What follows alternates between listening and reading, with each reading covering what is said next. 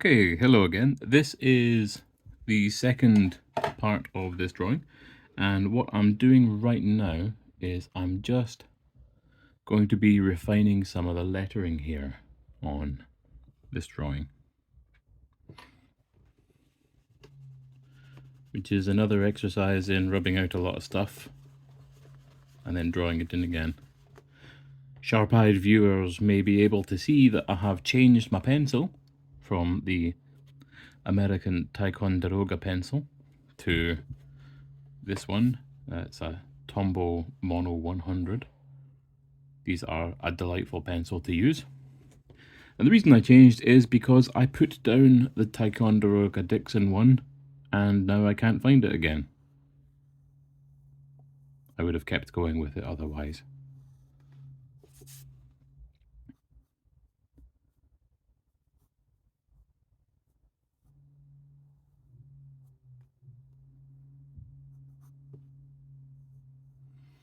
Now, it is inevitable when you're doing lettering like this that unless you are an absolute master of the craft, there will be variations in the letters that you draw. And you can either accept that you will not be absolutely perfectly consistent, or you can devote your entire life to doing this and nothing else. I have chosen to accept that there will be some imperfections because there are more things that I'd like to do with myself than lettering, even though I like it very much. But you simply cannot do it all day, every day, without an intense level of passion.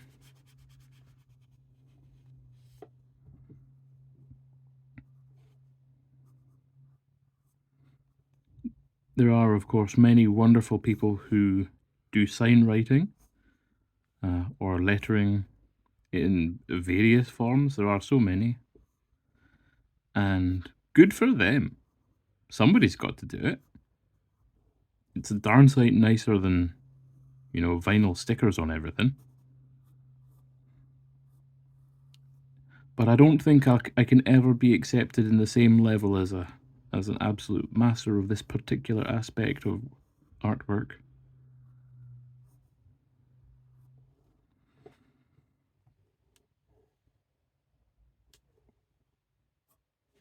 And that is fine by me. Once upon a time, that thought that I couldn't master everything would have been distressing or upsetting, but I have grown over the years. Now, I think I got it mostly right first time.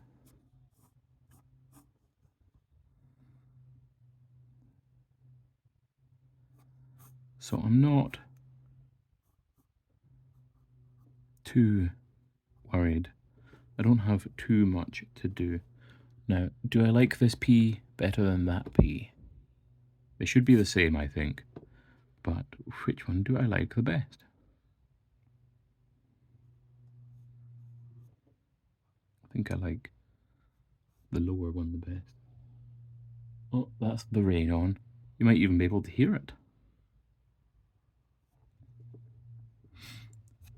It's been one of those summer mornings where it's cold and grey. I even put a jumper on because I don't heat my house. I cannot afford it.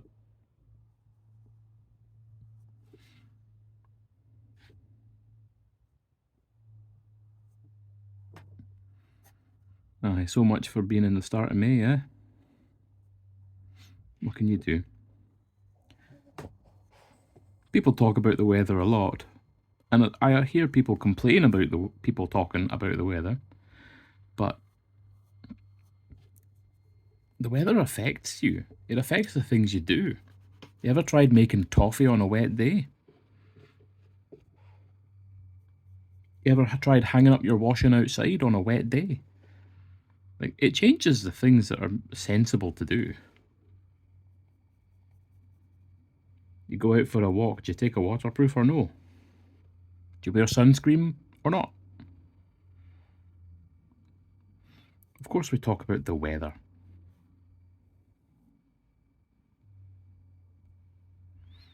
So folk that complain about other folk talking about the weather, bunch of silly bollocks. Oh, yes, hello Maggie, thank you.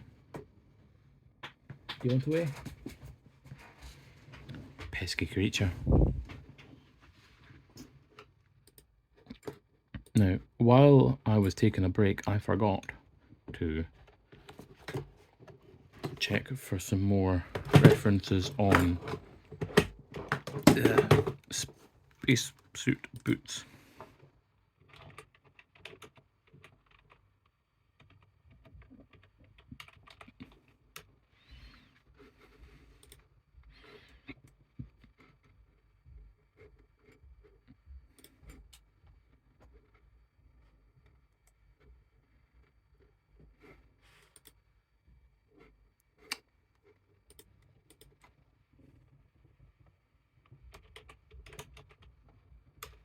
I know, watching me Google things, not terribly interesting.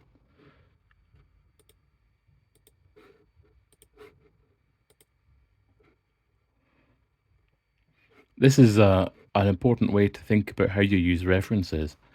How I think the best way to use references is you don't just copy one thing. You look at many things and then you choose aspects from each of them that you like, which fit your brief, which fit your ideas. You know, you're an artist, you're a human being, you are not a photocopying machine, you're not a camera. Your job is to collect and synthesize information from a variety of places and then apply human taste and judgment. You're not merely collecting things from a bunch of different places that you can see. You're also applying your own thoughts, your own feelings, your own knowledge, your own experiences. Even in something as seemingly, lighthearted as this, which is there we go, all done. Even as something as lighthearted as this, a pulpy zine cover, you don't want you want to think about the way that you use information. It's an important difference, I think, between humans and just about anything else. People should not just look at things and then copy them. If I wanted to draw, say, a turkey, I wouldn't just copy the first picture that I saw on Google. And I also wouldn't just look at 5 pictures and then blend them. I would be doing a lot more than that.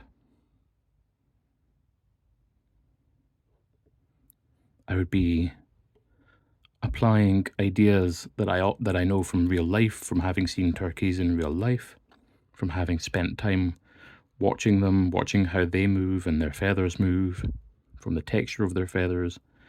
I could apply non-visual information. I could, if I think about how does a turkey yard smell, that is a challenge to represent visually, but it can be done. There's a lot more than just, the sum total of the images that you find on Google that goes into using references.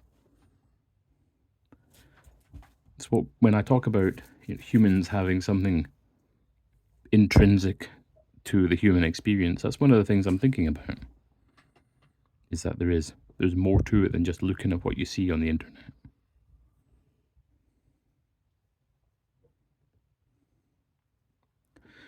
There's no shortage of people, however, who think that's just all there is just synthesizing the stuff that you see. And it's very difficult to explain that to people who already think they know the answer.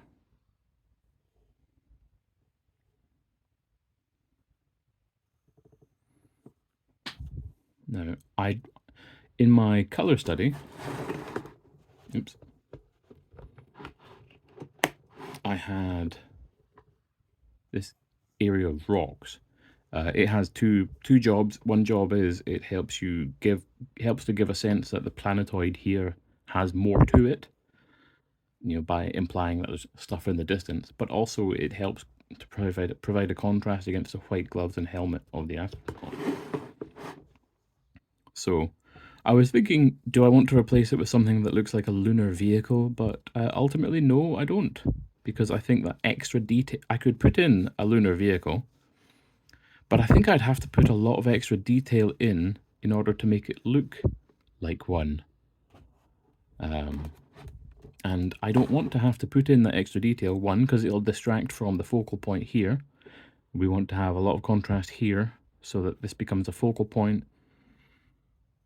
And, these various lines of composition work nicely because of that.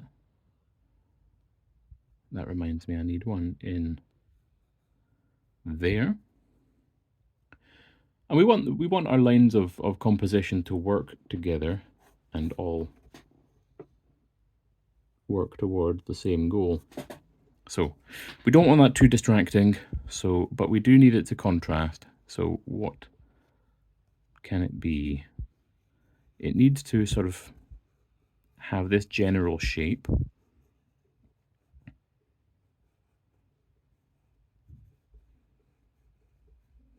Unless, oh, that's a great idea. What if I don't do like lunar rover? What if I do like mashup of Art Deco train and lunar rover, so that the detail is less important than the overall shape? Just doing these shapes here that I was kind of roughing out for rocks made me think, oh, what about if it was like this ridiculous 6-wheeled contraption that looks like it might be, a structure, maybe some huge structure in the distance, or maybe it looks like a lunar rover. One that's not very real looking, but maybe cool looking instead.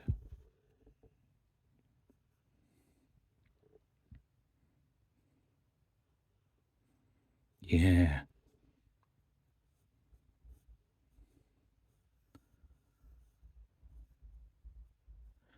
That's right. This is the Lunar Express train.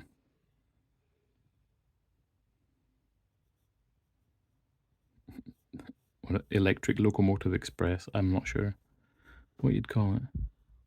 So all this detail is not gonna stay very long. What's gonna happen to this is that I am going to keep it quite loosely represented. I'm not going to ink it heavily. I'm going to ink it very, very lightly, and then when I come to painting it, I'm going to keep the contrast low in this object.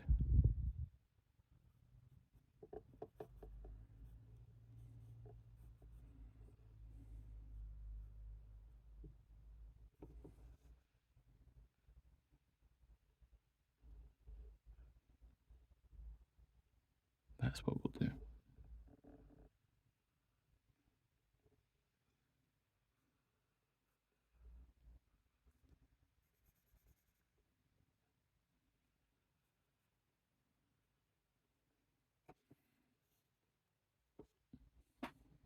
And that gives us the necessary shape.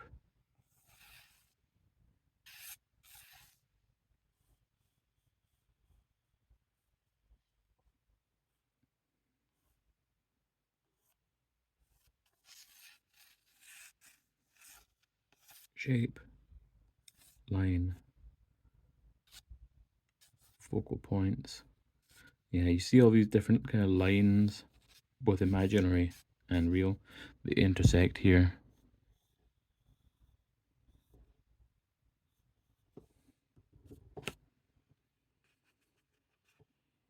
So We've got the focal point where we want. This is going to be a strong contrast color, so that will also be a secondary focal point.